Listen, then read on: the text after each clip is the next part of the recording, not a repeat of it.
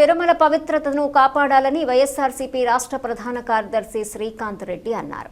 కూటమి నేతలకు మంచి బుద్ధి ప్రసాదించాలని ఆకాంక్షిస్తూ వైఎస్ఆర్ కాంగ్రెస్ పార్టీ పిలుపు మేరకు రామాపురం మండలము హసనాపురం గ్రామము ఎర్రంగివాండ్లపల్లెలోని శ్రీ ప్రసన్నలక్ష్మి వెంకటేశ్వర స్వామి ఆలయంలో వైఎస్ఆర్సీపీ రాష్ట్ర ప్రధాన కార్యదర్శి శ్రీకాంత్ రెడ్డి, రాష్ట్ర అధికార ప్రతినిధి రమేష్ కుమార్ రెడ్డి, నాయకులు, కార్యకర్తలు ప్రత్యేక ప్రార్థనలు నిర్వహించారు. తిరుమల పవిత్రతను కాపాడాలని పోస్టర్లను విడుదల చేశారు. రాష్ట్ర వ్యాప్తంగా కూడా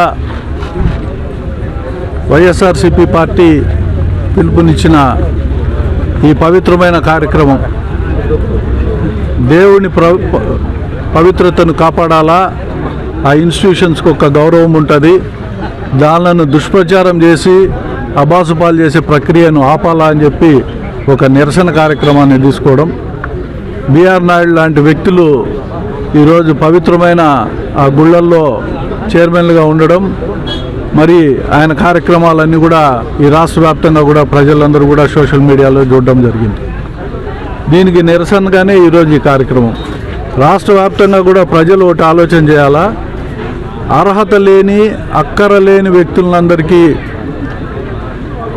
ఈరోజు రాజ్యాధికారం కట్టబెడితే ప్రజలు ఈరోజు పడే బాట్లు కానీ మత విశ్వాసాలు దెబ్బతినే ప్రక్రియ కానీ ఒక పక్క జరుగుతూ ఉంటే దీనికి ప్రజలందరూ కూడా వ్యతిరేకించాల్సిన అవసరం ఉందని చెప్పి ఈ సందర్భంగా తెలియజేస్తున్నాం.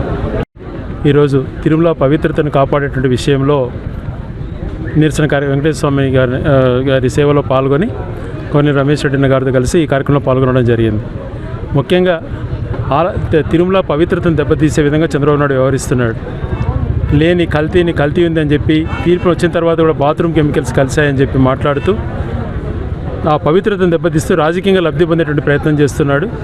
అలాగే ఏదైతే అక్కడ చైర్మన్ ఉన్నటువంటి వ్యక్తి చేసినటువంటి తప్పులన్నీ కూడా బయటకు వచ్చిన తర్వాత తిరిగి అతని పదవిలో నుంచి తీసివేయకుండా తనని తిరిగి పెద్దపీట వేస్తూ